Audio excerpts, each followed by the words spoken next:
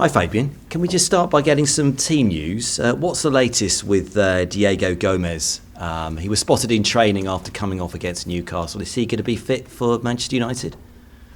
Yeah, I think he will be also spotted tomorrow in the Old Trafford, so he will be able to start, yes.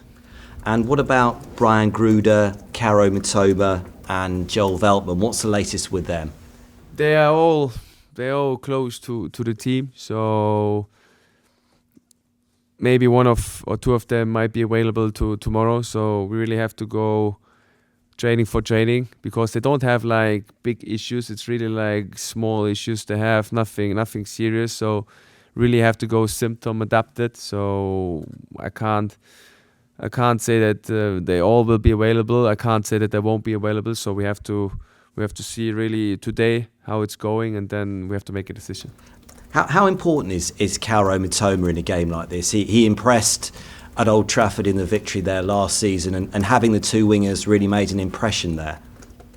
I think Caro Mitoma is helpful for us in every game because he has a special quality. He's always a danger for the opponents. So for sure it would be great to have him in the team. If he's not available, we won't complain. We will find solutions. We have other good players. There might be a chance for Tommy Watson. There might be a chance for other wingers who are in our squad. So I'm sure we will find solutions if he's not available. But for sure we try everything that he will be in the squad because he's a game changer for us.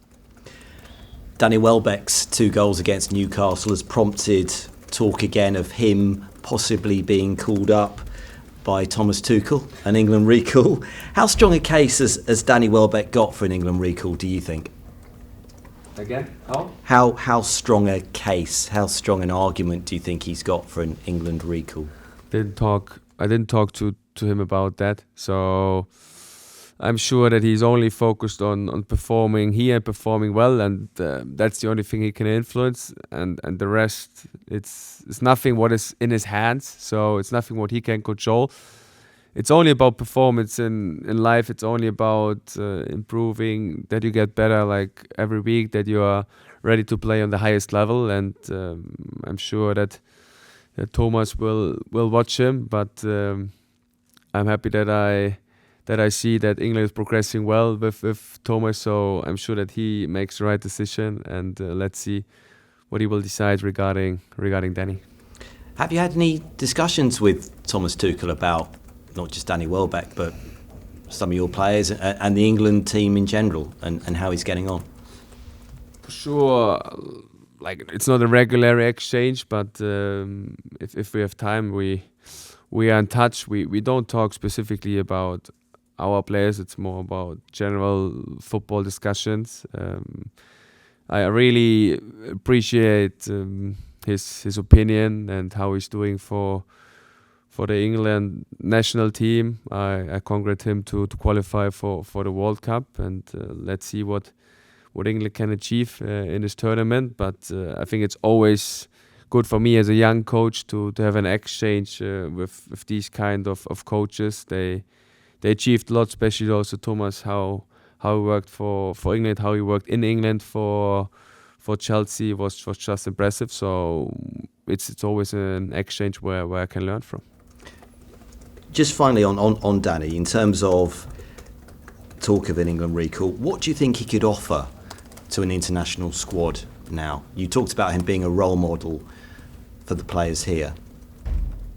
And I think there are always two perspectives how you have to see Danny. The first part is like on the pitch, so he's a goal scorer. He has a special skill when it's coming towards the opponent goal to be in the right position, to have a very clean finish, to have like a smell where the ball might come down to finish the attack. So they has like a special skill, and on the other side he's a very good connector. So he takes care of his teammates. He tries to bring the different cultures, for example, we have here in our squad together, to bring the different agents we have here in our squad together. And I think that's just very important for a very safe environment, for a good environment, for a good culture, and therefore I'm really happy that we have Danny Welbeck in our squad, because he covers on the one side the part on the pitch, but he also covers the things regarding team culture beside the pitch, and that's very important for being successful. Carlos Baleba posted after the Newcastle game, good team win and I'm feeling like myself again. How confident are you now that he's settled down after his somewhat patchy beginning to the season, and do you think he's now going to kick on and show his best form? I think it's very important to understand we saw a lot of really good actions and really good behaviors from Carlos against Newcastle, and I'm very pleased to hear this from you. So I didn't read it because I'm not on social media, but I'm very pleased to hear that he feels, and that's always the most important, how the player feels, like that he feels that he's getting back to his own. And now it's about all the behaviors, all the actions he showed against Newcastle, to make out of these behaviors like habits. And you only can make out of these behaviors, out of these action habits, if you do it consistently, if you do it like daily business, every training, every time you come here on the training ground, try to show this behavior, and then you get habits out of these behaviors and actions. That's his next step. And I saw him training this week, and it was impressive. And I feel also that he's getting more and more back to his shape, and hopefully he can continue with this performance tomorrow. Do you have any concerns that playing against Manchester United, obviously given their interest in him at Old Trafford, might affect him a little bit? Is he fully focused, and it's not going to be a distraction, all the transfer talk, is it, during this game? I think it's also the next step for him as a person, for him as a personality, to overcome these rumors, to overcome this noise, because in the end it's only noise that tries to distract him from performing for us, from Brighton. And the main thing, and it's not only for us here regarding his development, it's in general for his career, really has to focus on the things he can influence. And he can't influence the rumors, he can't influence the noise around him. He can only influence the things he's doing on the pitch, the things, how he asks for the ball, how he's positioned when he receives the ball, how good are his angles, how much effort he shows against the ball, how intense he can be against the ball. These are all the things he can influence, and that's the main thing where he needs to focus on. And the rest is just noise. The rest is just like things they try to distract him from his performance, from his development, and that's something what he has to avoid. And then I'm sure that he will show a good performance for us tomorrow. And just on Manchester United, where do you think that they've improved recently under Ruben Amorim, and what areas can they be a threat to you?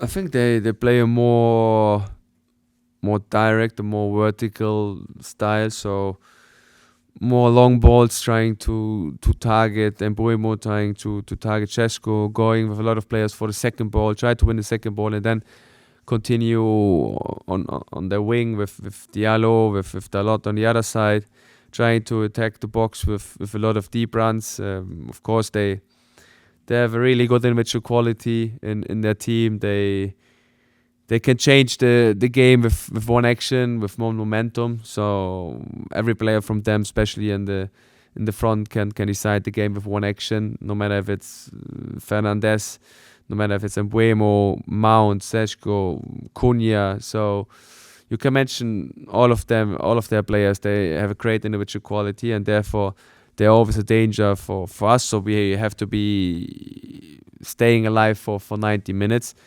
No matter if we are in possession, out possession, or we have a set piece for us or against us, because they can score within every phase, and I think that makes them so dangerous. This change of game, very vertical, very straightforward, a lot of deep runs, a lot of players attacking the box, and also being a danger with set pieces.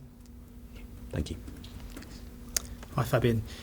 Ruben Amorim will be trying to do something for the first time tomorrow. He hasn't won 3 Premier League games in a row since he's taken the job. Why do you think there's been a bit of a struggle there for him? I think that's not my job to comment on that. The only thing what I can say is I'm really looking forward to compete against one of the best managers, and I think he's one of the best managers. Of course, he's not an easy phase or easy time for him as Manchester, but he proved it already in the past how good he can be with his teams, and therefore I'm really looking forward to compete against him in the Old Trafford against a really good team. So therefore we have to be ready. And the other things, like why they're not able to win 3 games in a row, I don't know, because I'm not there. I don't know how they're training. I don't know how the environment is there, because our main focus is really on us. Our main focus is on our performance there. Our main focus is that we try to bring also consistency into our performances, because we were also not able, I think, this season to win 2 games in a row. So therefore we have to look at ourselves that we try to make it better. You mentioned consistency there. That was a word you used in that passionate speech after the win over Newcastle that the club put online. How do you make sure that your passion translates to every player each week? Living it every day. So I always try to emphasize that it's a privilege to be a head coach in the Premier League, to be a head coach for Brighton, and I can do what I really love. I can follow my passion. You would say it's just my obsession. So I really want to think like every second about football. I really want to deal with the football topics every second. I want to try to make the players, together with my assistant coach, together with my staff, better. We try to create a culture where we can be successful. So these are all things where I try to think and to speak about football. So that's how I try to live it. And then I hope that this spark or this fire I have inside transport to others, transfer to others. Of course, there are also much more staff members, much more players here in this training ground who have the same desire, the same hunger, the same passion. And I think the more people we have, the more it's getting spread to others, and that's what we try to do. On the one side, it's always pressure, it's always like a big media focus on what we are doing. But the other side, I always try to say to my players, like, you have to enjoy it. You can do what you love. You can follow, I say, your hobby. You can follow the things you do since your whole life. So I want to see the joy. I want to see the fun. I want to see the passion you have for football every day. Because if you don't enjoy it, if you don't have fun together, and as an individual, you can't perform on your highest level. So that's why I always try to emphasize it, and I try to live it every day. Sometimes it works better, sometimes not, but you always have to keep pushing. No matter how many times you fail, always go again, and try to find solutions. Someone who's clearly enjoying his time here is Jan-Paul van Hecke, 100th appearance from the club last week. How important is he to you? Kind of, do you see him as a future captain, and do you think the feedback and the way he goes about it is a bit under the radar? So yesterday I learned a new word, and I tried to spell it right. It's called discretionary effort. So discretionary effort was explained to me is like if you go over and above the things I expect. And I think Jan-Paul van Hecke is a prime example for that. He's going over the things or over the expectations I have on him. On the pitch, always 120%. Beside the pitch, like a great personality. And you can see it in his development. So when you follow his past, where he came from, where he went through, where he's now, you see like a really like consistent development, and that's because of his attitude. That's because of his mindset. So his effort is always above the things you can expect as a coach, and that makes his value so important for us. He's a Dutch guy, so I also like his like very straight and honest opinion. I think that's always powerful in a team, and therefore he's one of my leaders. He's in the leadership group. He tries to take more responsibility and more ownership this season, and I think that's the next step for him to not only be a great performer, also try to be a leader in this squad. And we are all pleased to work with him, and hopefully he can continue like this. Fabian, for all those reasons, would you like him to commit longer term to the club in terms of being the next Lewis Dunk, as it were, who's someone who's been over this club for so many different years? Would you like to see that from Jan-Paul van Hecke?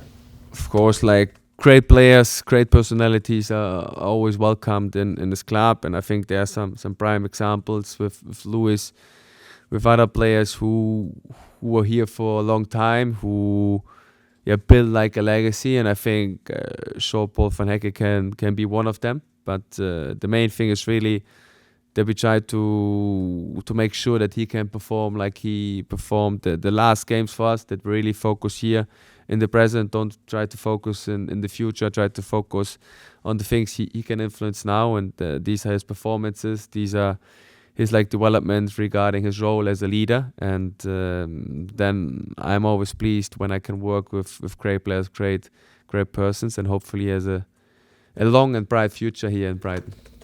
Jan-Paul and Lewis are the only two outfield players that played every minute in the Premier League this season. How crucial is their partnership as the sort of bedrock of your, maybe the success, particularly defensively, in the last few weeks or so?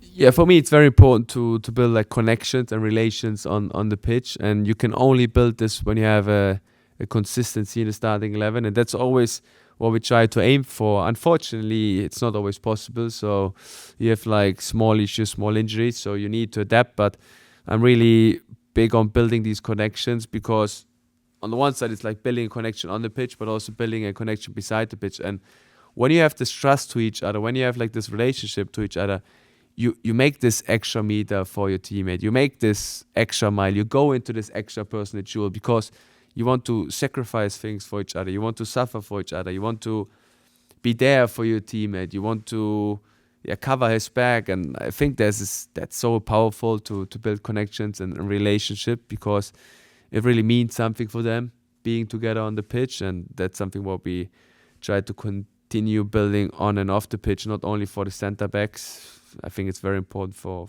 the whole team.